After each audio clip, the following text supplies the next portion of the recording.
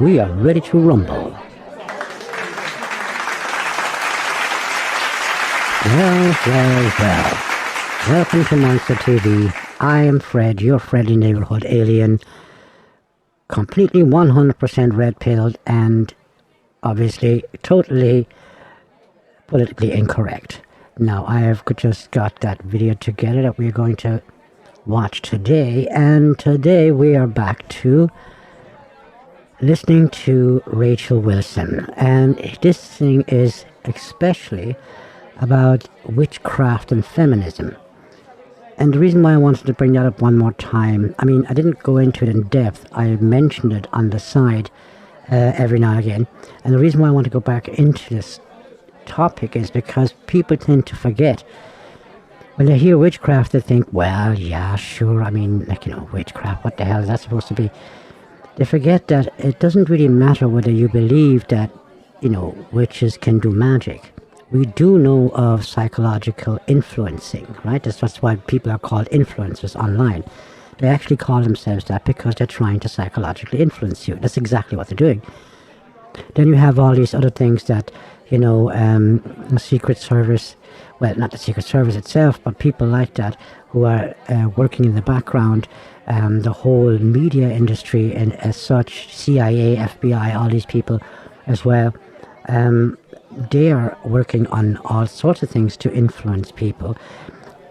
The trick is to influence them without people knowing. Have them do shit that they don't actually really want to or haven't chosen to do, but do anyway because they were influenced and stuff like that. Yes, witches, women in particular, like, you know, bitches, they love this kind of stuff. They love influencing and having people do stuff that they didn't even want to do, maybe. But that feminism has its origins in witchcraft and the occult is something that is worth knowing, and it's worth knowing how these things actually work together. And Rachel Wilson went into this really deep, and she wrote a book about it, and we're going to watch an interview here right now. And she's going to tell us about it. This is going to take a bit of time. There's going to be a lot of watching. I don't want to jump around inside of the video because of the fact that it just takes away from the feeling and the flow of things. So we're just going to go into it. Here and there I might have something to say, but you know, it's just too interesting. So let's have a look. So Rachel, let her get herself introduced. Hello, everyone. I'm here with Rachel Wilson. I imagine that most people that are watching this know who Rachel is. She has written a book on... There it is, Occult Feminism, The Secret History of Women's Liberation. I have that book too, and it's an incredibly dense book. Like, it's really packed. You know, she doesn't fill out words. She actually packs it with information. Called Feminism, but she is also quite active online in the debate space. You know, some know her husband is Andrew Wilson, and both of them are kind of like a tag team debaters on X and on the different platforms. But, you know, Rachel and I, we ended up meeting with her husband and a bunch of people in Dallas, and we thought it would be a good idea to talk about her book, but then also about, you know, the trick that the modern world has played on us with feminism and the beauty also of motherhood and being a wife and being a woman in general. And so, Rachel, thanks for talking to me. Yeah, thank you so much for having me on, Jonathan.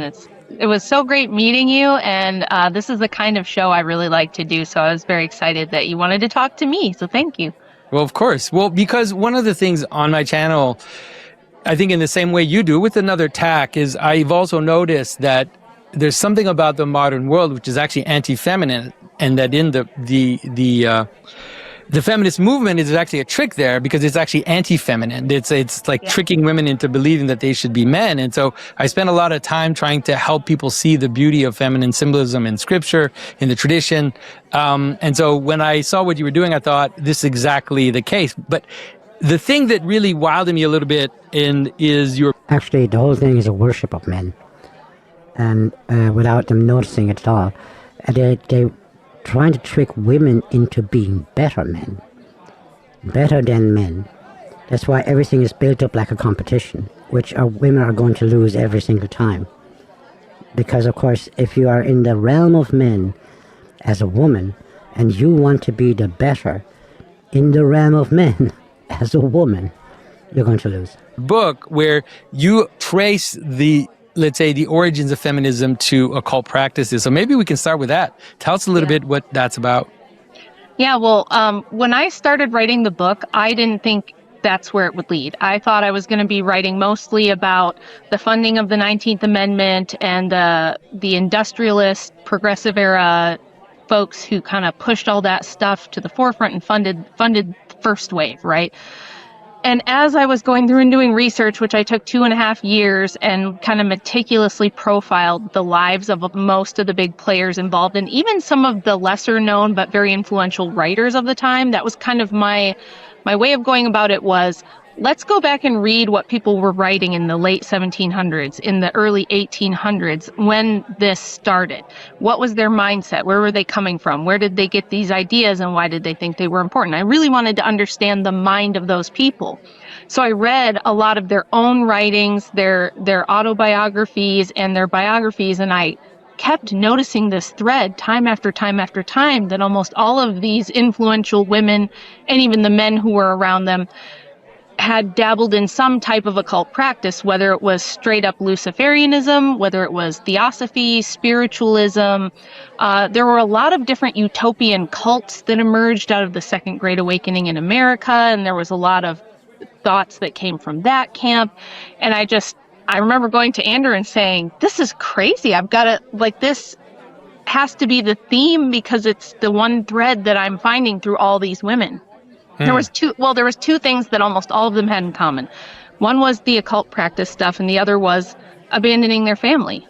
Almost all these women, there was a few that didn't, but a lot of them would abandon their husband and children to pursue this activism, even in the 1800s, which I thought was pretty crazy. So it's not just anti-feminine, it's also anti-mother, anti-family. And the reason for this occult type of, or spiritualism, the whole esoteric movement and all the rest of that, the reason for that is because, of course, if you take religion away, if you take the church away, you're going to leave a massive hole in the lives of people. Because a lot of people don't really understand that the spiritual aspect. Now, we have an understanding what that word might mean, but if you take that away from people, there's something that is missing now, and it's quite huge what's missing now, because all of our questions of who we are and why we're here, the spirituality that we follow is supposed to answer that. If it does or not is a different question. That will be a different show altogether, but it's supposed to answer that. It's supposed to give us, it's supposed to quieten our heart or give us peace of mind with those questions, because you can't get away from them. We have a thinking mind, and our mind works on the basis of why and what for, and where does that come from, where does that go to. Like the whole sense of things, the reason for why we do things, all has to do with these same questions, right? With the same type of questions. You notice it with children. The question why is one of those ongoing questions in a certain age that almost drive you crazy with it. So that's the reason for why they had to have some sort of spirituality go alongside with destruction of family and the destruction of the church. So are you telling me that witches are real? Is that what you're saying, Rachel? Yes. So what a good example would be Matilda Joslyn Gage. She was very active in the suffragette movement. She helped write the Woman's Bible, and she had a very influential work called Woman, Church, and State, and she was extremely anti-Christian. Thought Christianity was the mechanism for enslavement of women for all of human history, and she happened to be the mother-in-law of L. Frank Baum, who wrote The Wizard of Oz and popularized the idea of the Good Witch. It's amazing if you think about it, that they took Christianity as enslaving women. And then you look around the whole world, and every other thing, every other culture, every other religion enslaves women like for real to some degree, whereas Christianity is just the role of a woman, right? And the only way that you can actually picture it as the women are enslaved in Christianity is because they're bound to a certain role. But so is the man, right? So both of them are bound in a certain role. And it's like, yes, but you are that. You are a woman and he is a man. And it's the practical side of the fact that we are this gender or that gender. The practical side of that is the role that is actually attached to it. It wasn't like, oh, I just give her everything that I don't want to do. That's not really how that happened, So it is kind of amazing that they took Christianity as being the one that would be pictured as enslaving the women. No, they picked Christianity because they knew they had the best chance of not getting killed for the shit that they were about to do. And so she was in the Theosophical Society, I imagine, just like Baum? All right, interesting. That's how he got into that stuff. He lived with her for quite a while with his wife. Oh, she got in it through her? Yes. Yeah. Huh. And he was very, very much influenced by her. They were very close. They lived together for several years. And she kind of got him. She spent a lot of time with like Iroquois Indians too, and studying kind of the Iroquois pagan religions. And she thought those were great. And Theosophy is nice because it's... She thought those were great. I love that kind of stuff. These stupid women that they go someplace and that's so great and that's so wonderful, living in the dirt and shitting in a bush. That's so wonderful. Of course it is. Kind of like a choose your own buffet of, occult spirituality. You can kind of pick and choose from all the different things. Yeah, it's like proto-New Age, really. The New Age movement comes kind of straight out of Theosophy and does what Theosophy doesn't do, which is decentralizes it, makes it just pick and choose whatever you want. Yeah, yes, exactly. Yeah, I called it proto-New Age, I think, in the book. Oh, you did call it that. There you go. Yeah. Definitely. And Baum that's where he got the idea of the good witch, because up until then there was no such thing. But we see that carry through the whole 20th century. Like, if you want to talk about symbolism, we have The Wizard of Oz at the beginning of the 20th century is a very popular book with Glenda the Good Witch. And then we have sitcoms coming out later in the 60s like Bewitched. Yeah. And this idea of the good witch was based on Matilda Joslyn Gage and her hatred for Christianity that she was not shy about. I mean, she was one of the, major voices for separation of church and state, and this idea that church and state are opposed to one another and should have nothing to do with each other, and that Christianity was just a tool for oppression. So amazing, which is completely the opposite if you look at all the gender ideology and LGBTQ as such, and the whole leftist idea, how oppressive that is, right?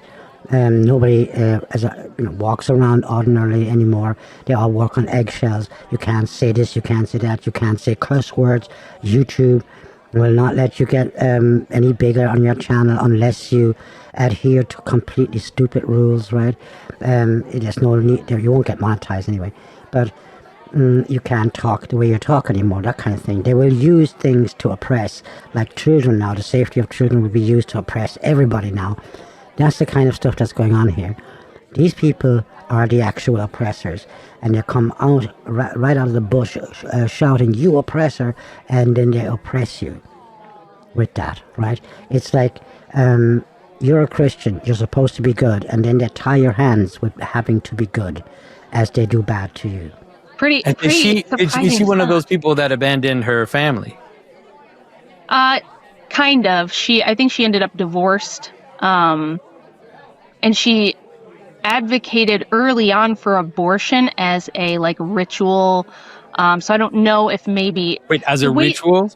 Yes. A lot of the pagan religions, in fact, when they overturned Roe v. Wade, there were a lot of Native American associations and groups that protested it based on their idea that abortion is a religious right. So this is a common thing. New Zealand, same thing. Pagan New Zealand, indigenous religions believe that abortion can be ritualized and used for magic purposes. And so based on the freedom of religion clause in the U.S. Constitution, a lot of Native American groups opposed the overturn of Roe v. Wade, and they said, abortion is a sacrament for us. You can't outlaw it. Can you imagine this crap? You have to let us kill our children. You have to let us. You have to. Because it's part of my religion. These people are all off the wall. They're gone in the head. They're not normal anymore. Well, normal is relative. No, it isn't. Normal is not relative. Relativity means something completely different. And she was early on, got that idea from the Iroquois and was writing about it, in the 1800s in America. Yeah, of course, she sees like, oh yeah, look how practical. We can just go fuck around as much as we like, and then we just kill our children if we have unwanted ones. We just kill them. Why? What's the problem? It's my body. I can do with my body what I want. Well, the child isn't her body, right? That's wild. And so what do you remember what it is that she thought it would do? Like what kind of effect, what did the ritual bring about? Well, they had this idea that, in Native American religion, not all, there's so many and there's a lot of diversity, but one thread they have in common is they do have this idea, like most other religions. It's not patriarchal. It tends to be where you have a strong female spiritual side. You have goddesses. And so female empowerment in the spiritual sense is really important to them. And women don't have a monopoly on physical force, but they do have a monopoly on reproduction. And they think that it's like a sacred thing for women to be able to decide who and when, who gets born and when those people get born.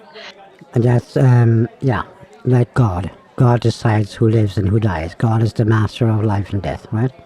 And that if for any reason, the woman doesn't want to do that or thinks, it could be anything from like they think the child is cursed or something like that. They may abort it. If they think that it needs to be a sacrifice to the gods because there was a bad harvest, maybe we need to use ritual abortion in that case. There were a lot of different ideas that people had about it, I guess. But Gage in particular wrote about it as this beautiful idea of women's empowerment and a way for women to take control back for them.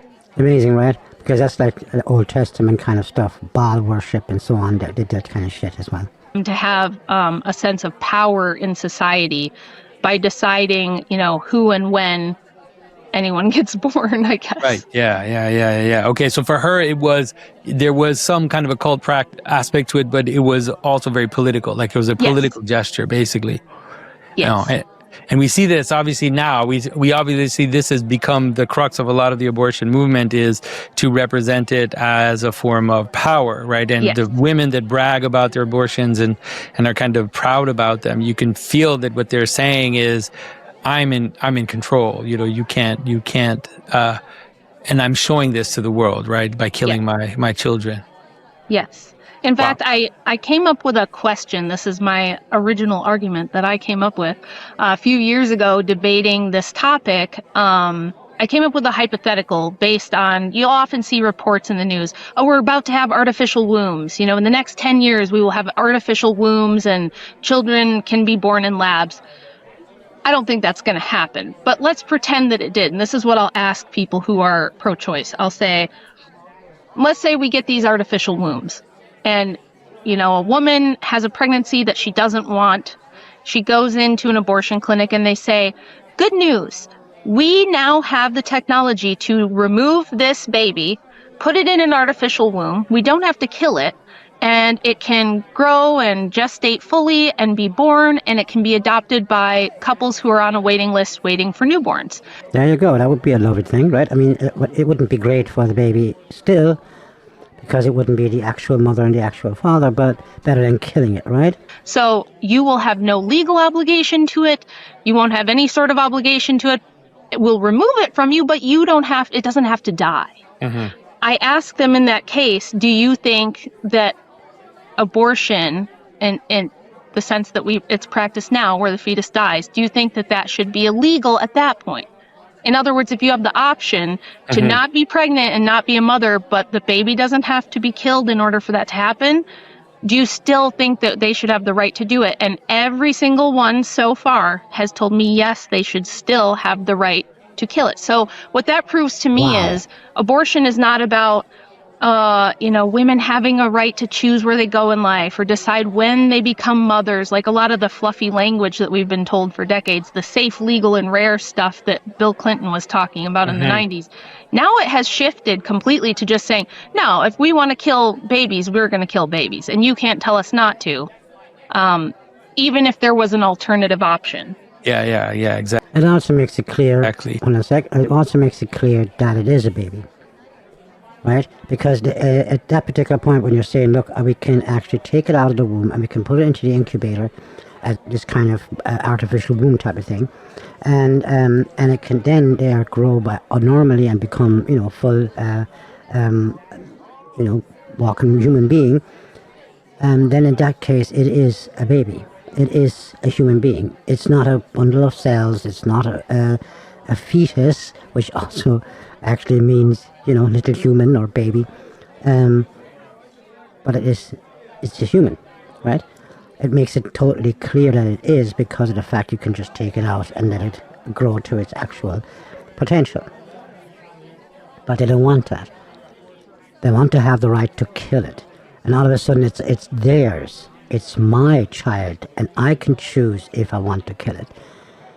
And I think it's quite an amazing little hypothetical, because it puts them in a position to have to say that it's their child and they can choose to kill it.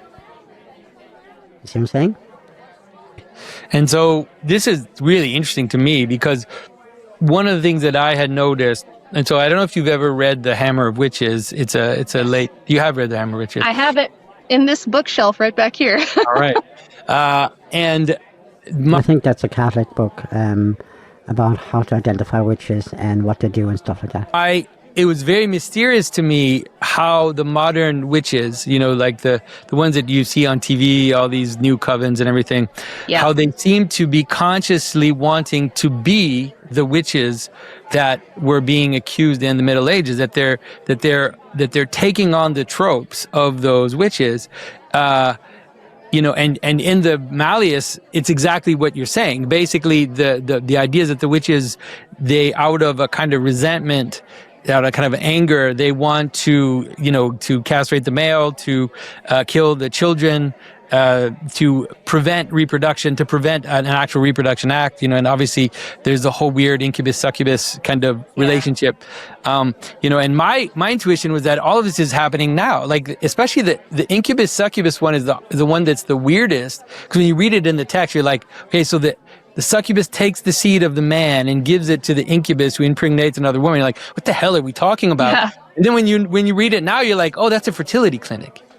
Basically, that's literally a fertility clinic where you take the seed of the man, and then a succubus, like literally an image of a woman, takes the seed of a man and then gives it to a woman so that she can have a child from a man that's not her husband. And it's like, wow, that's wild. And why? Like, what is all this for? And it's weird, the way they become the witches that were described in that book. And even in older books than that, right? Because witchcraft goes back to the Old Testament even. And it gets described in why it's evil. Well, because they did abortion. That's why they were hunted down. Because they were obviously killing children in the womb and even after birth, right? So they would bear the children and then kill them. Witches did an awful lot of that. And that's why they were called witches, and they weren't like women who knew about the moon phases and knew about some sort of herbs or something like that. It has nothing to do with that crap. They were killing babies, and people were going there to get abortions. And that's why they were hunted down. Yeah. The other thing about it is, if you go back to ancient myths like Lilith, Lilith was a demon who, they had all kinds of warding against Lilith in like the old Jewish traditions, because Lilith would come and kill newborns or harm them. Or there you go, again. Killing children are in or outside of the womb. Curse them or steal them. And a lot of the witches that were persecuted, I'm not saying that there weren't witch hunts that went horribly wrong. I'm not saying there weren't people who were innocent victims. Surely there were. Of course there were, and that's true for all sorts of things, okay? That's why the death sentence is such a tricky subject, because of course if you have a murderer or you have a serial killer, they should be put to death. The point is, though, you want to be very careful about how you actually, what is necessary to convict somebody for this, and then what's necessary to have somebody, get the death sentence, because of the fact that there is innocent people that get into that mill in some sort of a way by accident. It's a difficult subject, and I really have my difficulties with it, because I am absolutely for the death sentence. For bitches like this, for instance, witches like this, and for serial killers, or even like rapists, okay? Severe punishment, okay? If not the death sentence, well then we'll have to think of something else, like castration or something. And which is kind of weird, you have these feminists that they want to castrate men in weird ways, like by giving them estrogen and stuff like that, and then you have the sperm count going down savagely in the last 20 years, and men have way less testosterone in them over the last 20 years, that killing the manhood, so that women can be better men, because obviously they're not. As one way of winning the race, by cutting off the legs of the other contestants, right? But a lot of witch hunts were valid from the perspective that some of these people were the ones who were purveyors of abortion and poisonings and things like that. Witches, that was how they made a living, essentially. Exactly. For a lot of history, especially in... They were assassins as well. They were actual assassins. And they were very effective, because they were women. You don't put up such a big kind of defense when a woman comes towards you.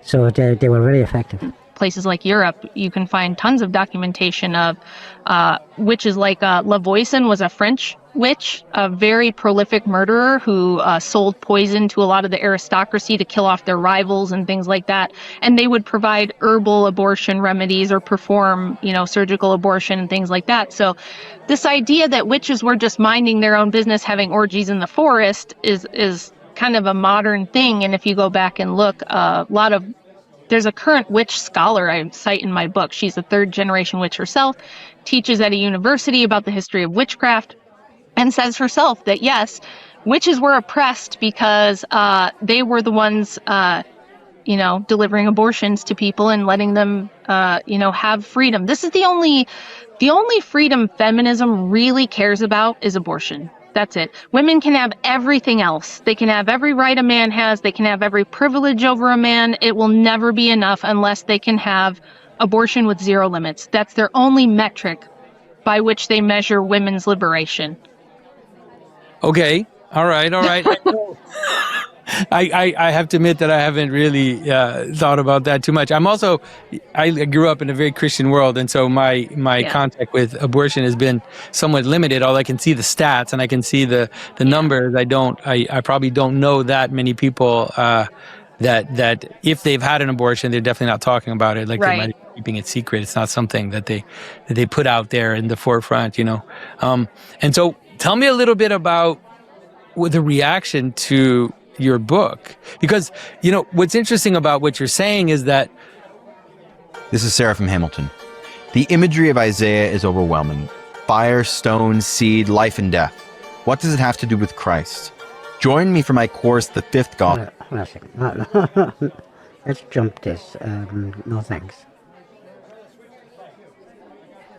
Providing things that they're saying themselves. Like, it's like you're not misrepresenting. You're representing accurately what they themselves are saying about themselves. Yes. And so I'm a little curious about what the reaction is. Yeah, so am I. I'd love to hear about that. I haven't actually heard anything about the reactions. Well, it's interesting you say that, because just yesterday I got an email from a group in Turkey of esoteric occultists who love my work and think that I am giving them the proper credit for women's liberation that they don't often get. I have... Whoa. I know, it's so funny, but I have witches and Satanists who are big fans of my book because they're like, yes, she's right, that we deserve the credit for abortion, for breaking up the family. Like, this is all, we wanted to do this. This was the goal. Wow, can you even imagine? This is fucking crazy. Like, wow.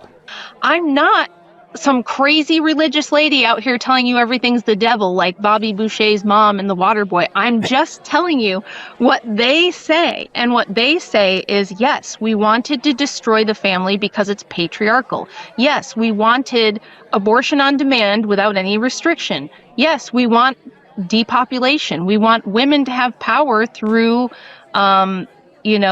destroying men's seed when and where they see fit. Women get to decide if and when a man gets to have a child, and that's the source of their power. And they think that not just politically, but spiritually. It's both. So there's a famous witch called Zuzana Budapest, and she came here from the Czech Republic right after World War II. It's a good name, though. Isn't it? It's a good name for a witch. She's still around, actually, and she does seances and tarot card readings and stuff like that on Facebook Live. And she was cursing Donald Trump, throughout the last decade, live on Facebook. She was leading a lot of that where the witches were cursing him.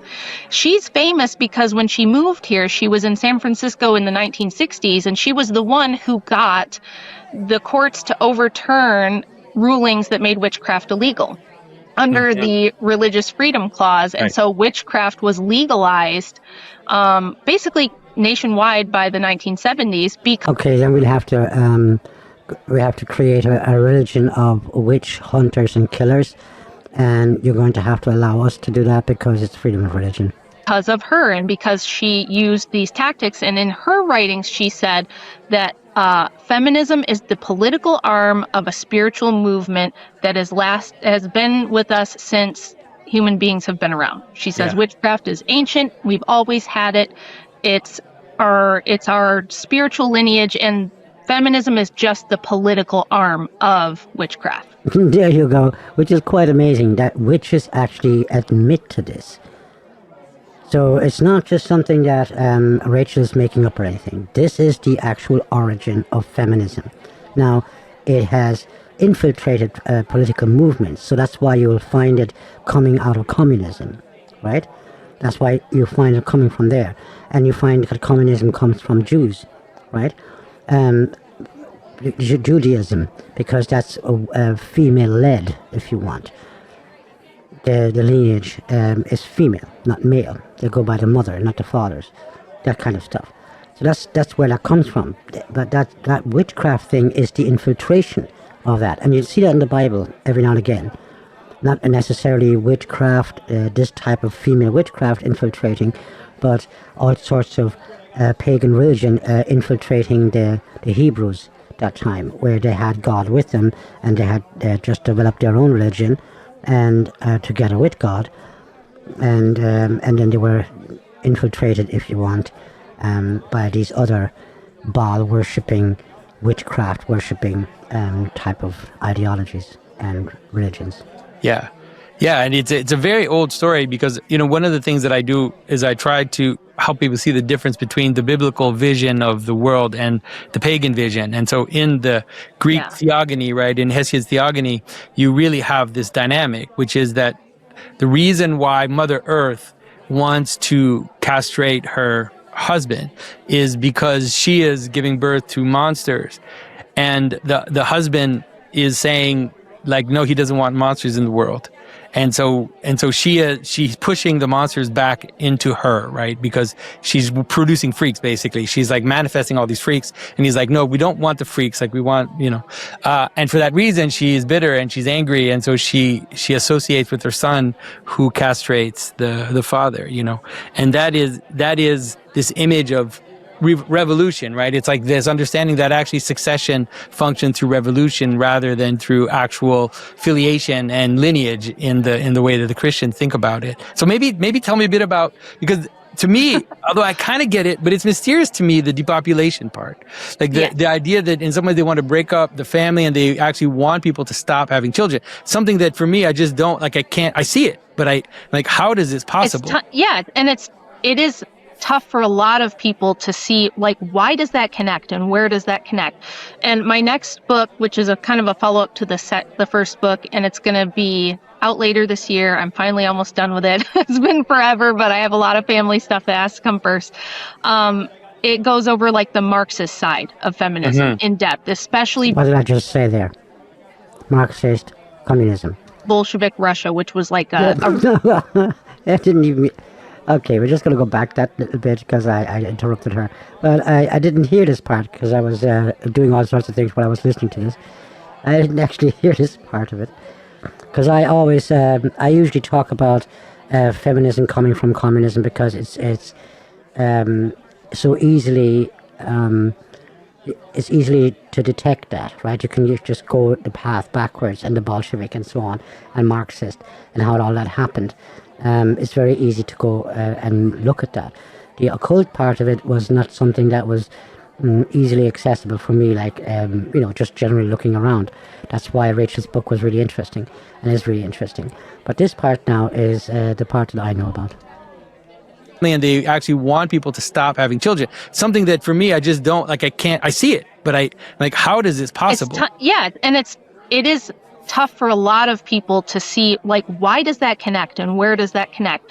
And my next book, which is a kind of a follow-up to the first book, and it's going to be out later this year. I'm finally almost done with it. It's been forever, but I have a lot of family stuff that has to come first.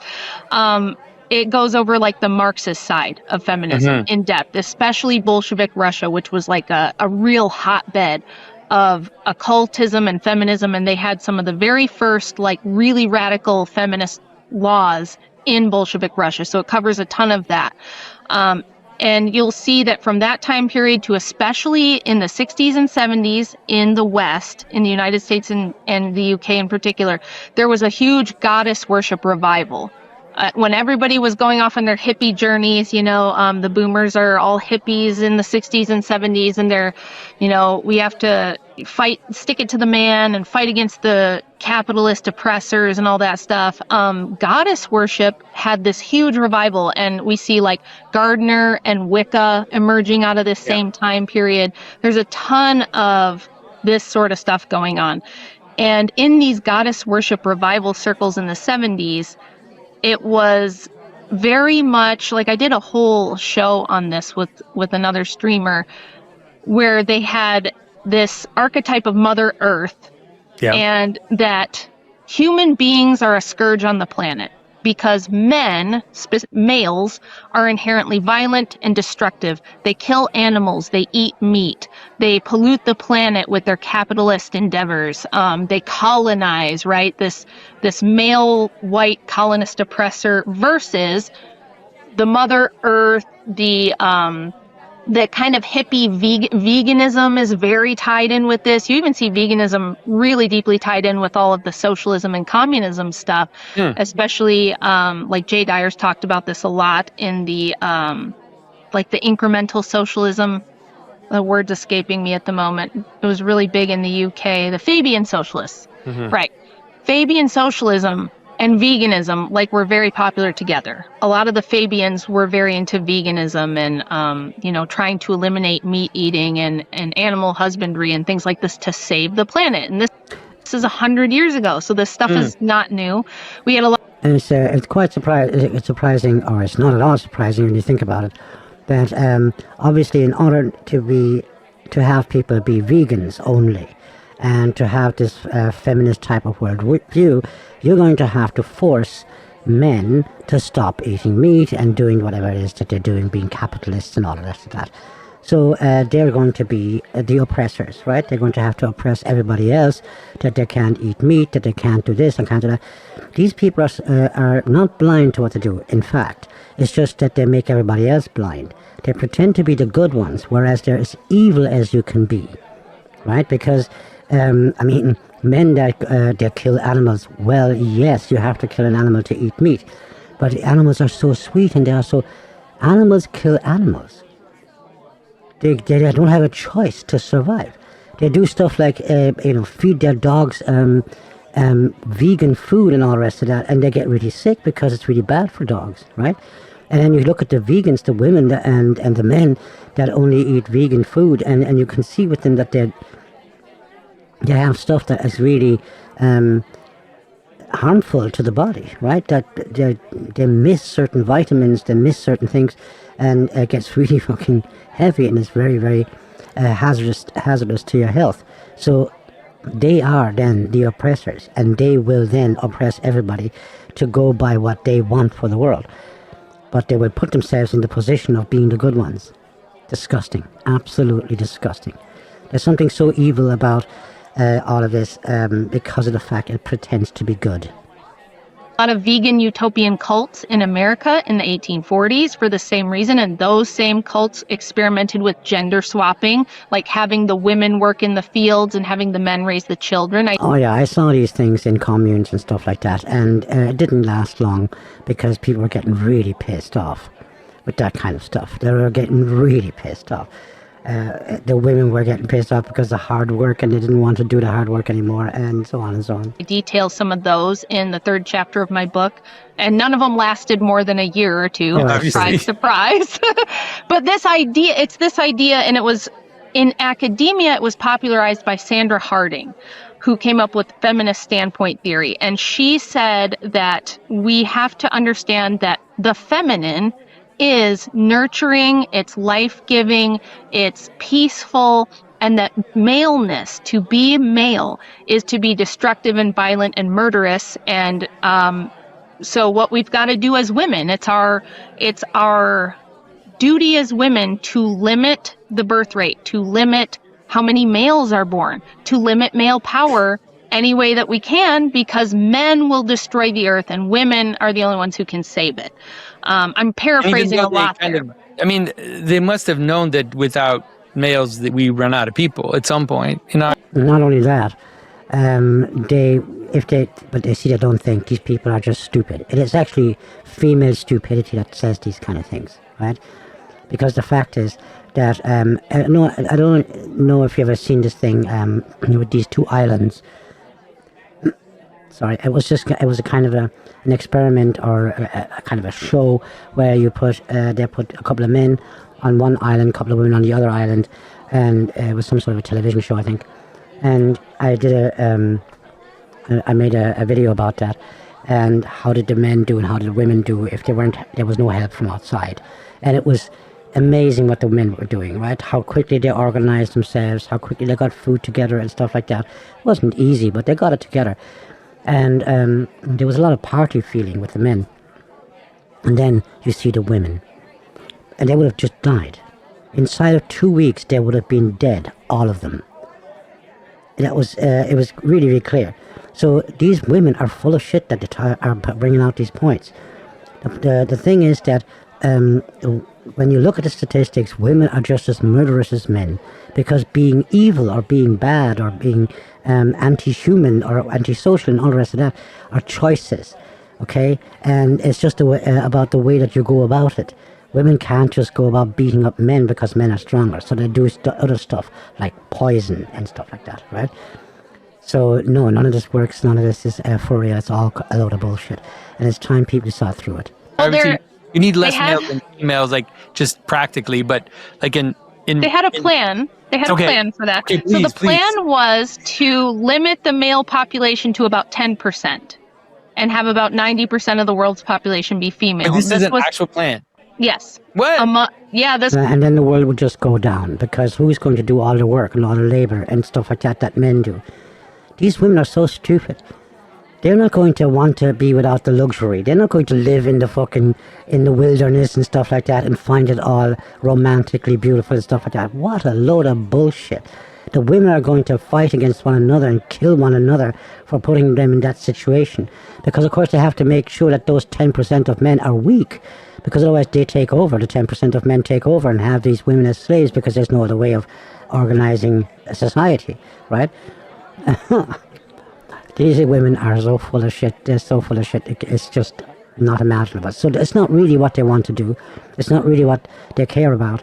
It's only about causing enough confusion so that they could have a sort of right to exist and extract money from the government. This was amongst radical feminist separatists in the 70s who were in these academic circles with Sandra Harding and a bunch of her friends. They actually are the ones who created gender studies and feminist standpoint theory, and the Rockefellers actually funded all this and helped them create it. Of course, like who else would be behind it?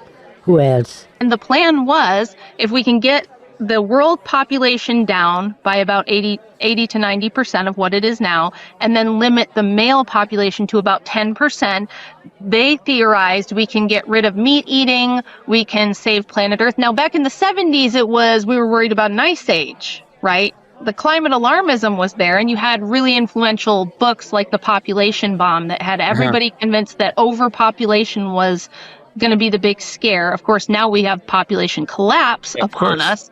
But in the 70s, there's going to be a new ice age if we don't save the planet, and the environmentalist tree huggers trying to plant trees everywhere and deforestation and stuff. And so they said, if we can get the male population down by 90% of what it is now, get them down to about 10%, we'll have enough to keep the human race going. But women can rule everything. Women can run everything.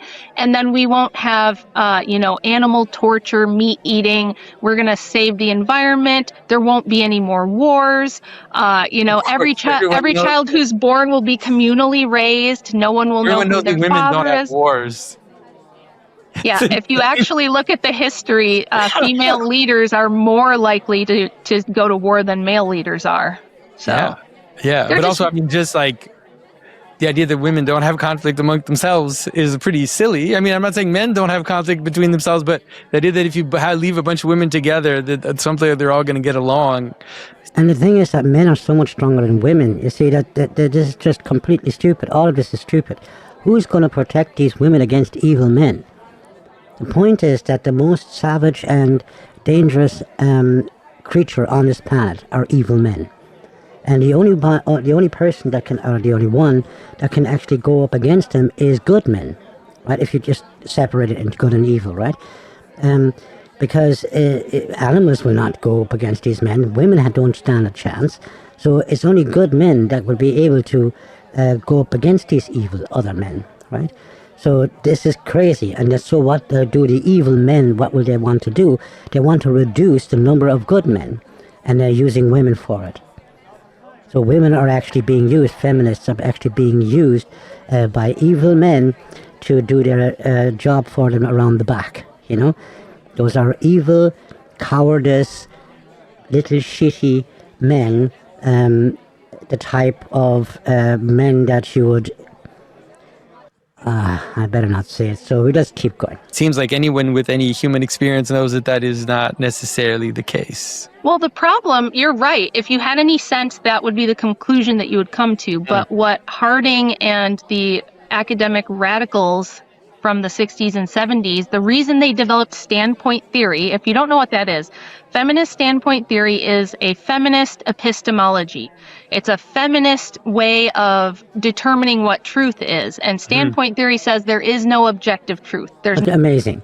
So the epistemology, the way to find truth is there is no truth. You know, I hate these kind of people. I actually hate them with a passion. People that say there is no such thing as meaning. Are you 100% sure about that? Like, I mean, really? What then are you going to do? And then it's fine, like if I just get rid of this guy, right? No. Why? There is no meaning, so why wouldn't I just get rid of you if I feel like it? The other thing is, there is no such thing as, there's no objective truth. Well, is that objectively true? Right? Is that objectively true? These people are stupid to the nines, right? It's the amount of stupidity in those people cannot be measured. It's worse than Aborigines in Australia, you know, with an IQ of 58 or something like that. No objective historical timeline.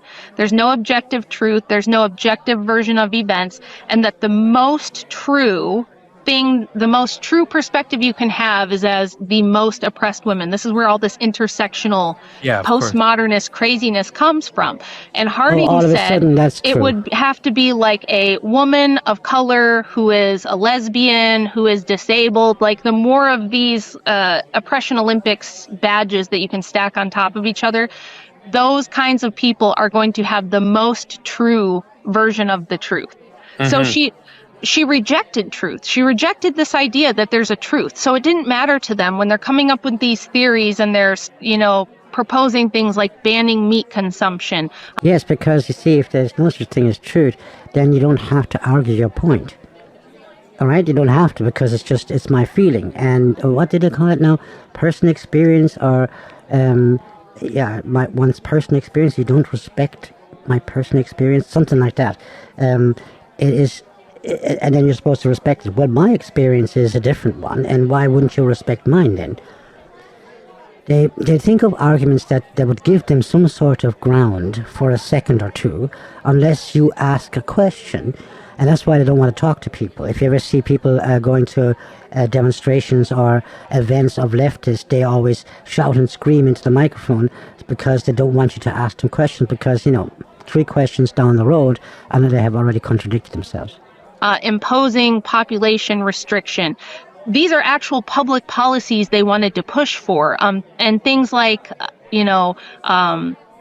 single moms, they wanted to subsidize single mothers on purpose. They didn't want men raising children, and they didn't want men to have any rights to children.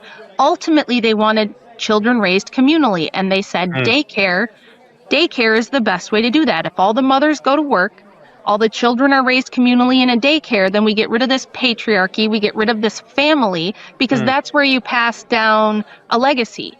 Right? If you're a father and you own a business and you're trying to build wealth for your next generation and pass it down, that's where all this evil patriarchy comes from. So which is kind of a totally logical thing to do, because the next generation doesn't have to start at 0, and then the next one again at 0. But you build up and you build up and you build up until you meet a generation, of course, who don't give a shit and spends all the money and fucks up all the family wealth, and then it would have to start again anew, right?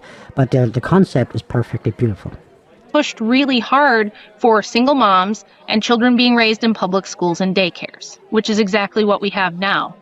Yeah, that's wild, because that's exactly what we have now, and you see it. I mean, we have friends, where we are, there are not that many Christians. We have many friends that aren't Christian, women who have children and buy the lie, and then by the time they're in their 30s, they start to say, what the hell am I doing? But it's too late, because they've bought the whole system, and now they have this mortgage that one salary can't pay. Now they have all of these problems that they can't get out of, and so they're kind of trapped in this misery cycle. Yeah, and what this did when we pushed so many women into the workforce in the 1970s, I think we increased the number of women overall in the workforce by about 25%. And we went from having only about 5% of children of school age having mothers that worked outside the home to now having 45% of children who are school age having mothers who work outside the home. And that happened in just a couple of decades. Yeah. And what that did was it created a fundamental change to the economy that has created a 2-income trap. So now even a lot of women like me who do want to stay home, raise their kids themselves, it's really tough to do it. It's really tough to do it. And I'm very realistic about that. When I talk about, trying to discourage moms from working, I'm not saying that it's always possible. I think there are ways to work around it. I have some advice I give on how I did that myself and things. But this was all intentional. People think that feminism was like this innocent, well-meaning grassroots movement where women just wanted more choice. That's what you always hear. Oh, feminism just gives women choices. In fact, that's not true. Well, I seem to have some streaming problems there.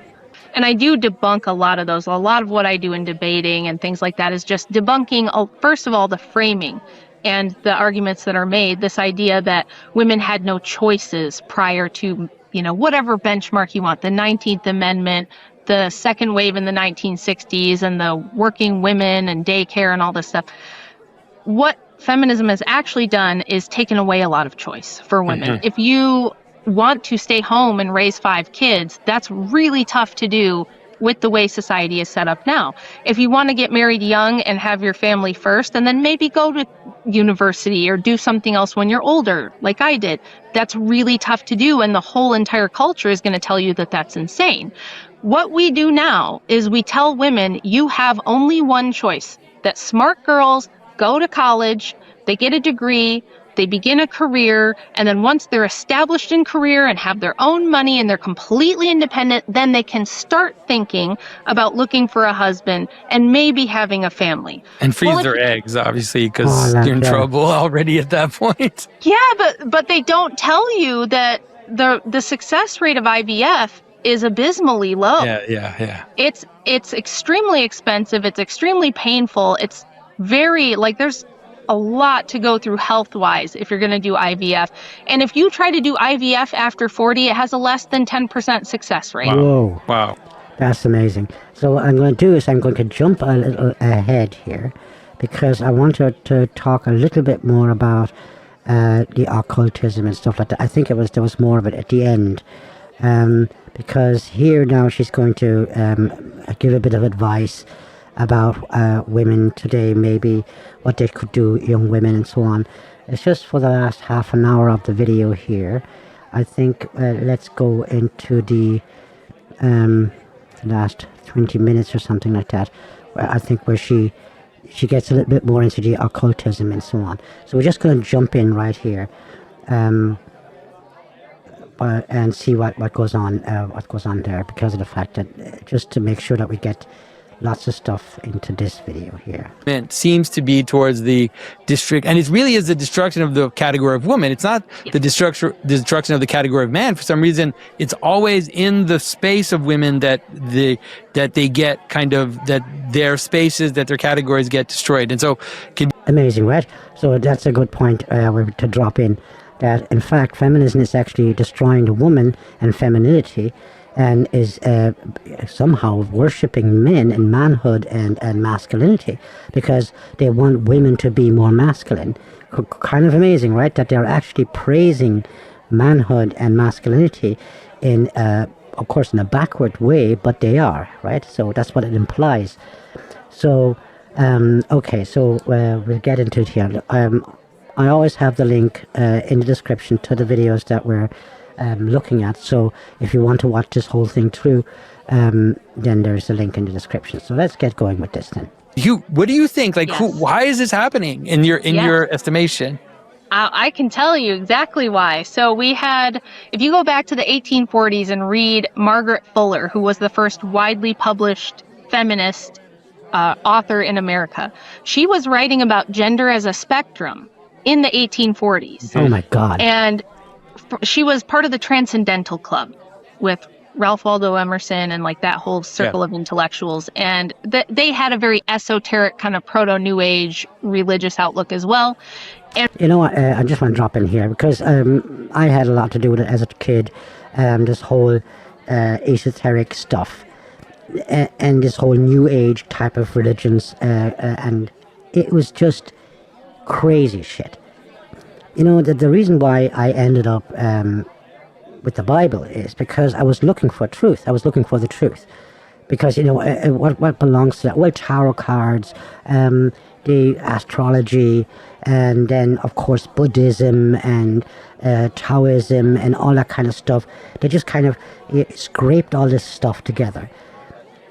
The reason why I ended up in the Bible, reading the Bible and stick with the Bible, is because all this stuff was, you can't prove anything. They just say stuff, and then they have an excuse for why it didn't work, and you will get excuses all the time. Okay? It is out of this world, and the I Ching was in there as well. People pronounce it differently, but I mean, oracles, right? That you ask oracles for some sort of answers and so on, and it doesn't work. Crystals, I could go on. I'm just saying that the reason why I ended with the Bible, and I'm with the Bible, is because here there's stuff where there is truth. Now, some people might say, yeah, but this and that, and with the Bible, and it contradicts itself and so on. Well, you'd have to get into it. It's not actually true that it contradicts itself. But because it's relative to the situation, right? Generally speaking, yes, thou shalt not kill. Thou shalt not kill. But you can't stand there and let somebody kill your family. So you're going to have to put them down. Okay, so there you have a relative situation. A quick explanation for how certain things can be explained. But that's why all this stuff is evil as hell, because it just wastes years and years, I mean, your whole life even, with bullshit, which is complete bullshit. But it really gets people going, especially women. They're really, really susceptible to this stuff, and they get really pulled in. And from her perspective, she was very monist. She thought that the only way we can return to the one or have perfect unity of all mankind will be to eventually abolish gender. And she's talking about this, 170 years ago. Yeah. People think this is new. It's not new at all. And then again, during the Bolshevik Revolution, we had Alexandra Kollontai, who was Lenin's commissar for social welfare, one of the most powerful women in the world at the time, one of the first really high-powered women in politics in the 1910s. And she wrote a piece called Soon in 50 Years' Time. And in that piece, she's imagining a post-communist world where we've defeated the capitalists. We no longer need a government. People don't even know what money is. And at that point, we can finally have the final revolution, which will be against biology. And it will be to eliminate gender, race, sex, all that stuff. So there's But why? It's never about getting control of yourself, conquering yourself, and overcoming certain things in yourself, not making your race or your sex or your gender control you, but you be in control of them. No, let's abolish it because all evil comes from there. No, it doesn't. That's not where evil comes from. All these things can be put into their place where they belong. Right? Sex goes there where it needs to go, inside of marriage. Race is not particularly important unless, right? And then you have your categories and so on. All that needs to be done is put these things in their actual place where they belong. What stupid people. Another common thread through all the writings of early feminists that actually, and it's very kind of, you could say it's Gnostic, you could say it's Luciferian, I guess. This idea that to be a woman is to be trapped, that it's a defect. They looked at womanhood and femaleness like a weakness. Amazing. But they hate the Bible for saying that the woman is the weaker vessel, right? They hate the Bible for saying it, but they proclaim it all the time. They imply it in everything that they do and say. The poor, poor woman. Now she's weaker than the man. That's all. And that's the way it should be. It's like a woman would always want to find herself a man that's stronger than her. Otherwise, the way that they, the roles that they play, they can't be divided up properly.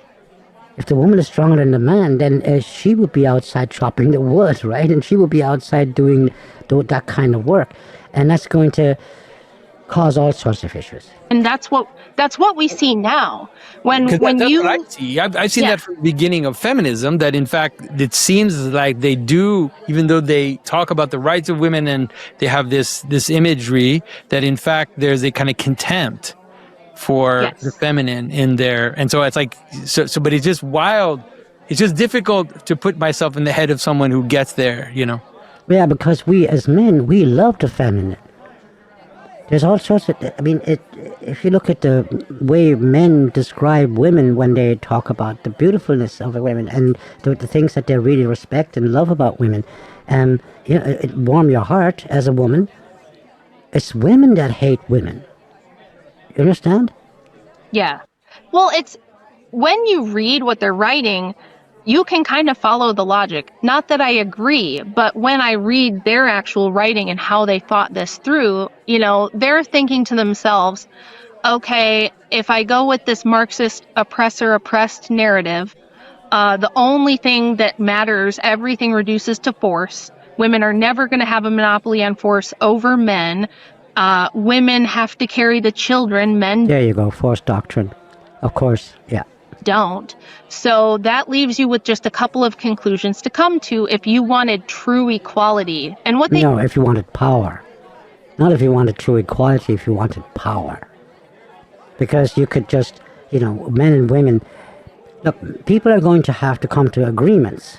Otherwise, we're just going to, all of us going to have war with one another, okay? We're all going to be bashing each other's brains in for the shit that we want. We need to have some sort of an agreement.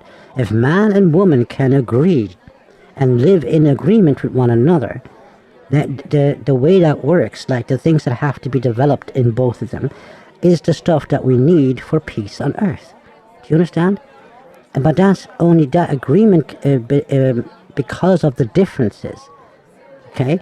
That's where that agreement has to come from. If we're all the same, we're going to start killing each other. Just think about it deeply and you will find out that it's absolutely true. The differences are there so that we can reach agreements, because this is something that we need to learn as a human race. Mean is power. It always reduces to power dynamics. You can disregard everything else they say. It comes down to power dynamics. So having to have the babies is something we need to get rid of. Women will never be free until they can, and all the second wave abortionists said this. They said, women will never be free until they can choose when and how and if they will become mothers at all. So we don't like motherhood. We don't like being the ones that have to carry and birth and care for children. It's oppressive because when you're doing that, when you're pregnant, when you're nursing, you have to kind of rely on someone for protection and provision. So they're like, okay, that's oppressive. Motherhood is oppressing me. Amazing, right? So by right, if you really think about it, these women, these feminists, are at war with God, because they're at war with what they are themselves, mothers and women, right? And wives, if you want. They feel oppressed by the nature of their own being, which of course God created. Okay, so they are in fact at war with God himself, but they can't do that because God is just, he's just there. What are you going to do against him? so they go at war with everything else that's created, and everything else has to be done different than God created, obviously, right? And in addition to that, me being smaller and weaker than men on average, and not being able to do the things that build and maintain the infrastructure of modern societies. Because there's a reason, people miss this all the time, there's a reason that feminism did not become a dominant political force until after the Industrial Revolution and then the technological revolution, because it's the only thing that kind of gave women this idea that they don't need men. Because now, I have plumbing, I have Wi-Fi, I have electricity, I have... Yes, of course, at this particular moment. But it's just like the blacks when they hunted out the whites, where was it, Haiti and different places in Africa, and they killed all the whites and they hunted them away, or the whites left and just left the infrastructure behind. In no time whatsoever, they were back at starvation, they were back at being a complete slum and a complete ghetto. Why? Because they didn't know how to maintain it. Women are thinking, well, I have my plumbing, I have my Wi-Fi, so I can do what I want right now, but they don't understand that it needs to be maintained, okay? Dumb bitches, right? A car that'll take me anywhere I want. There's all these roads that are just there, and most women my age and younger take that all for granted, like a magical fairy just came and gave us all this stuff. Like we don't need men to build and maintain it so that we can even use it. Yeah. So the idea was we're going to get to a point where the men will do all this stuff, or technology will take over. Technology will take over, which my husband always debates against this idea that you're ever going to have robots that are pouring concrete or, doing a lot of the difficult, dirty, dangerous jobs that keep infrastructure. Yeah, like roofing and all the rest of that's just not going to happen. Just forget it, guys. Robots aren't going to be building bridges. Certainly not anytime soon. There's just some things that... Well, you still need somebody to build the damn robots and to maintain the robots and to invent new ones. Well, what about when robots can build robots? What are you talking about? Well, you can, AI and all the rest of that. Come on, start thinking. It's just, it's really annoying to discuss stuff like this with people who are stupid. That's a really, really annoying thing. But this and but that and but the other. Why don't you just think about it, for God's sake, and think about it for real? Robots don't come about by themselves. They have to be programmed, and they have to be programmed properly. Have a look at how robots work, and how quickly they get broken. Look at your car, like how many times you have to bring your car to a garage and fix me this and fix me the other. For God's sake. Only men can do. and they just happen to be the most essential things. So the writing always came to the conclusion that femaleness, being a woman, is the problem, because it puts us in this position where we can't physically overcome certain things, and it makes us have to rely on men, and what we need is total independence from men. Now, that doesn't make sense, because everyone's dependent on everyone. It's not like men don't also have to depend on each other. Exactly, and on the weather, and on God, and the rules of the universe, and women to have a family, and so on and so on and so on. We're all dependent on each other. Of course we are. And Also, that women and men don't need each other. We absolutely need women. It's yeah.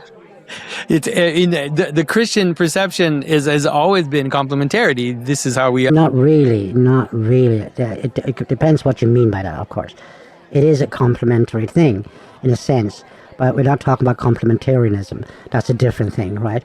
The Christian thing has always been hierarchy and unity in that hierarchy, right? And it's for the children. We learn from having children. As adults, right? We become adults, then we get interested in one another, and it's kind of nice, and it's sweet, and it's lovely, but then we actually go into a new type of school, which is parenthood. Because you learn something about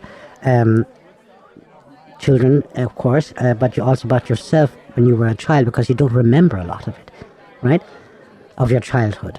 And then you understand deeper, way deeper, that you didn't just simply...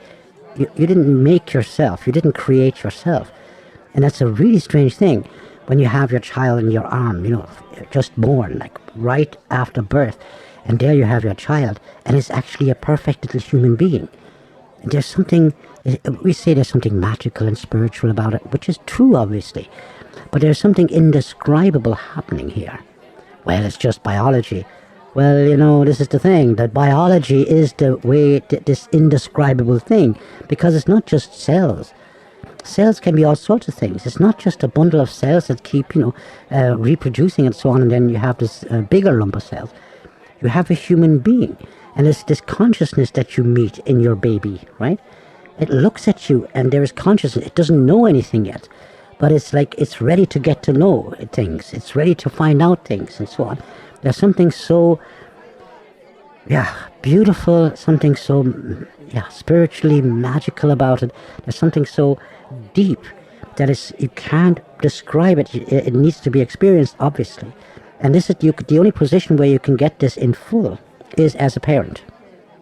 And then if you have more children than just one, you get another deeper look into it, that every single one of them, these consciousness that is coming into your family, they're all different right from the beginning.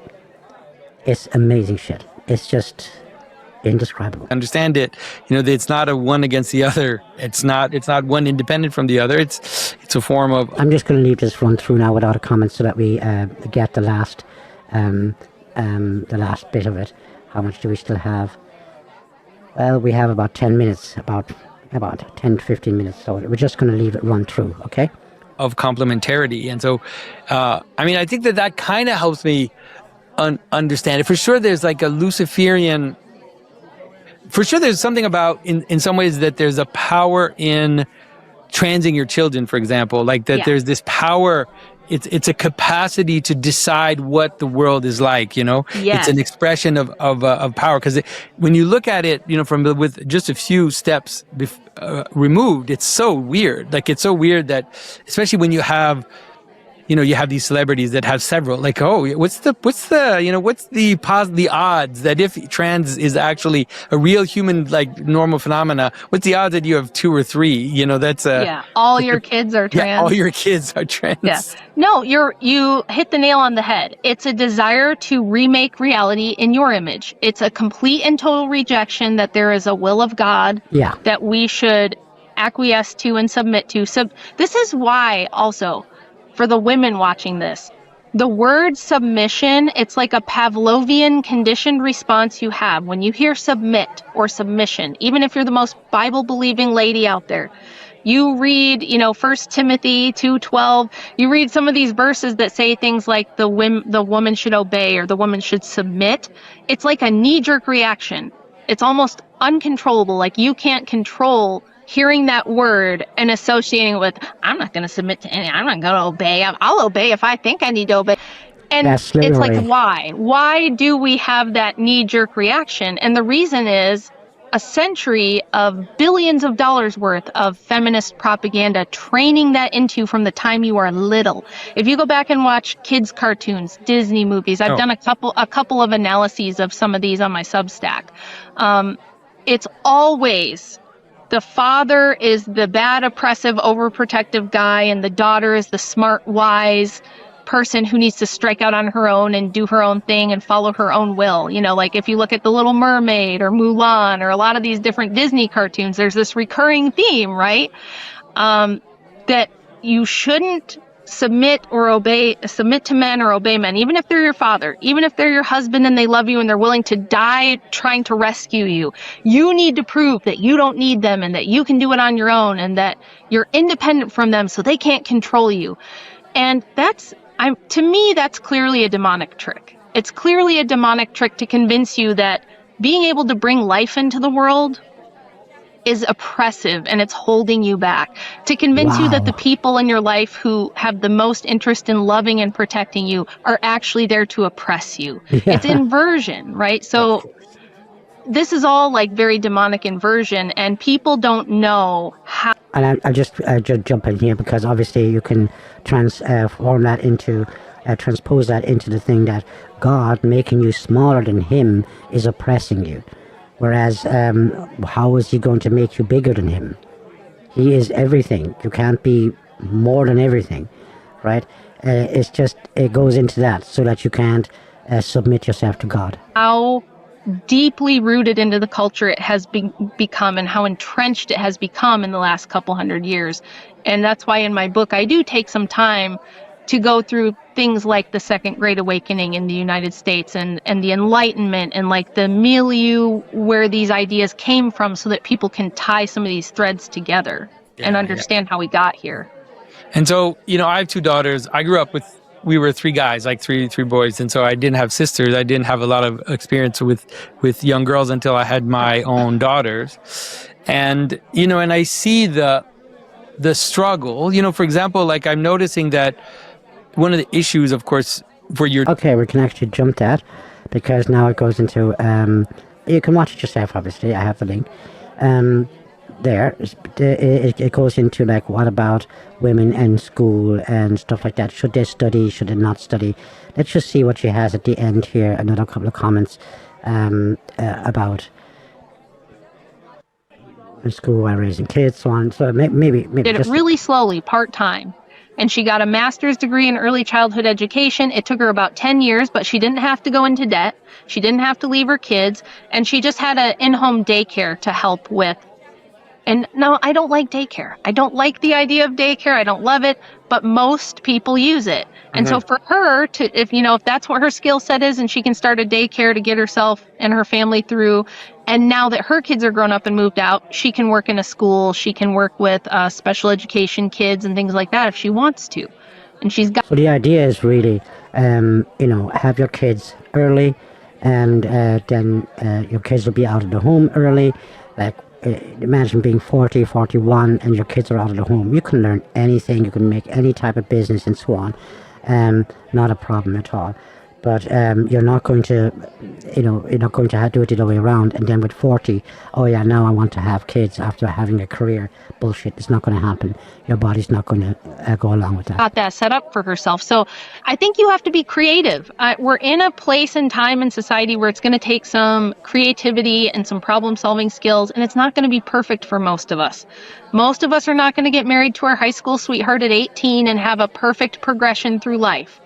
Because of how things are, we're swimming upstream against a current that hates Christianity and hates the family and hates motherhood and does everything possible to discourage young people from that.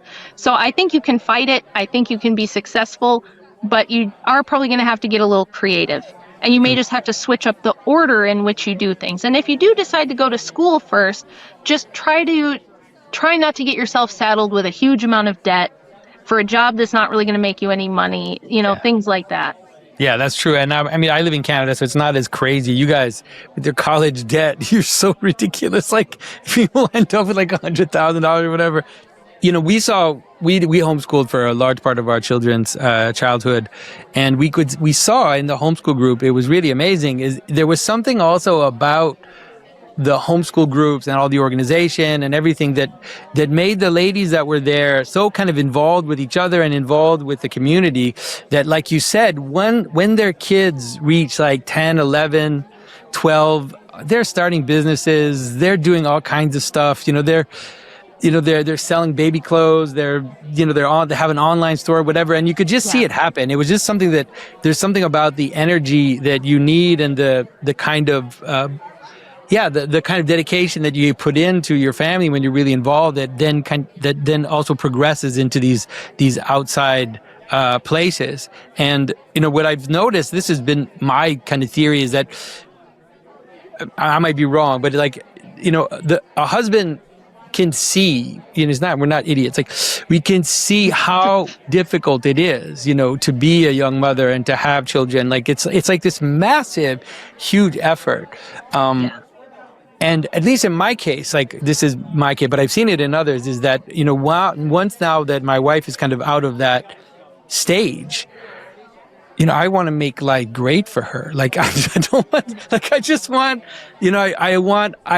so grateful for how much sacrifice she put into my children that I want to make life as wonderful and as easy and as beautiful as we can handle. Obviously people have economic realities, but at least that's what I've seen. And so, I think that obviously if you're always fighting and you're always pulling the blanket and everybody's trying to accuse the other of not doing what they're supposed to do, then maybe that won't be the case when you get to that second phase. But my sense is that in the natural order of things, that women put in a huge amount of like effort for a short amount of time. Yes. Then men put in like less effort, but over their entire life, basically, in terms of the what they put in, you could say. That is. But it's not really less effort. They put an awful lot of effort in. But I thought it was really nice of him, the way he said that. Yes, as a man, you are really, really grateful to your woman, your wife, for bearing your children and so on. You are. You just are. Because having children is something, as I just said there a while ago, it's indescribably beautiful. And you just can't tell somebody how wonderful it is to have children. And of course you're very grateful to your wife for it, right? And it was a lovely thing for him to say there. Exactly right. And that's exactly what I remember Andrew saying this to me. So there was a point where I had the fifth baby and I was, nursing her, and she was maybe a few weeks old. And at the same time, I had a friend whose husband had just passed away from cancer, and she had a baby the exact same age, only a few weeks old. So here she's going through mourning the death of her husband. She's got a newborn. She's alone. She's under tremendous stress, and she wanted to breastfeed. She didn't want to do formula, but she just couldn't do it. So I was pumping and sending her milk and feeding mine. So I'm sitting there with a baby on one side and a pump on the other, and I'm exhausted, and I've slept like maybe 2 hours. And I'm just like, and Andrew was like, okay, I don't know how I'm going to do this, but you just need to stay home. Like, I can't ask you to work with everything that's going on with 5 kids. I don't know how I'll do it, but I'll figure it out. Because, and he knew that's what I wanted too. And he did. Like, that man worked 60, 70-hour weeks for over a decade so that I could be home with the kids. He made tremendous sacrifice. And then once That's what I mean. It's not less effort. That's what I mean, right? She agreed to one part of what he said, not the other part. He didn't put in less effort. She just said it there. You see what I'm saying? That's what I mean. The newborn was a little older and I weaned her. Then I went back to doing part-time stuff. Like on a Saturday, I got licensed as a firearms instructor and taught classes. So I could do a class and make like $1,200 in a day and only have to be away from the kids for that one Saturday when dad's home. So like I said, you have to get creative. But I remember him saying to me, I know this seems really hard right now. And I know it feels like you have so much of the burden on you right now. But he's like, it's not going to last forever. They are going to grow up and you're putting in all the hard work now on the front end. And he's like, I'm going to put in all the hard work on the back end so that in the second part of your life, like, you can really kick back. And that's what I want you to do.